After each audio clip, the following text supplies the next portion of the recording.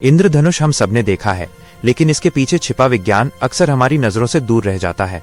आमतौर पर इंद्रधनुष को हम आसमान में दिखने वाला 7 रंगों का धनुष कहते हैं, लेकिन असल में इसका दूसरा चेहरा कहीं गहरा और अद्भुत वैज्ञानिक प्रक्रिया है। इंद्रधनुष तब बनता है जब सूर्य का सफेद प्रकाश बारिश की बूंदों से होकर गुजरता है।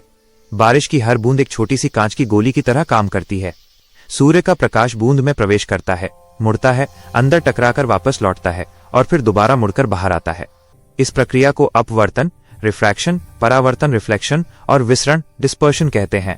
सूर्य का सफेद प्रकाश कई रंगों का मिश्रण होता है, लेकिन आंखों को एक ही दिखाई देता है। जब प्रकाश पानी की बूंद में प्रवेश करता है तो हर रंग अपनी अलग गति और अलग कोण से मुड़ता है। लाल रंग सबसे कम और बैंगनी रंग सबसे ज्यादा मुड़ता है। यही कारण है कि इंद्रधनुष में रंगों की क्रमबद्ध लाइनें दिखाई देती हैं, लाल बाहर की तरफ और बैंगनी अंदर की तरफ। ये रंगों का फैलाव ही इंद्रधनुष का वैज्ञानिक दूसरा चेहरा है। इंद्रधनुष हमेशा सूर्य की उल्टी दिशा में दिखाई देता है, यानी आपकी पीठ सूरज की ओर और सामने बारिश होनी चाहिए, तभी इंद्रधनुष दिखता है।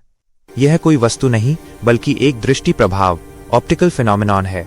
इसी वजह से इंद्रधनुष का स्थान तय नहीं होता। जैसे जैसे आप चलते हैं, इंद्रधनुष भी आपके साथ साथ चलता है। इंद्रधनुष वास्तव में एक गोलाकार रिंग होता है, लेकिन जमीन हमें आधा हिस्सा देखने देती है, इसलिए ये आधा धनुष दिखाई देता है। इंद्रधनुष का एक और वैज्ञानिक चेहरा है डबल रेनबो। कभी कभी 2 इंद्रधनुष दिखाई देते हैं। दूसरा इंद्रधनुष हल्का और रंगों में उल्टा होता है। यह तब बनता है जब सूर्य का प्रकाश बारिश की बूंदों में 2 बार परावर्तित होता है। इसीलिए दूसरे इंद्रधनुष के रंग उल्टे दिखाई देते हैं, लाल अंदर और बैंगनी बाहर। कुछ विशेष परिस्थितियों में फॉग बो भी बनता है, जिसमें रंग कम और सफेदी ज्यादा होती है। इसका कारण यह है कि धुंध की बूंदें बहुत छोटी होती हैं और प्रकाश उनके अंदर पर्याप्त विसरण नहीं कर पाता। इस तरह इंद्रधनुष सिर्फ सुंदर प्राकृतिक दृश्य नहीं, बल्कि प्रकाश की अद्भुत यात्रा का वैज्ञानिक प्रमाण है।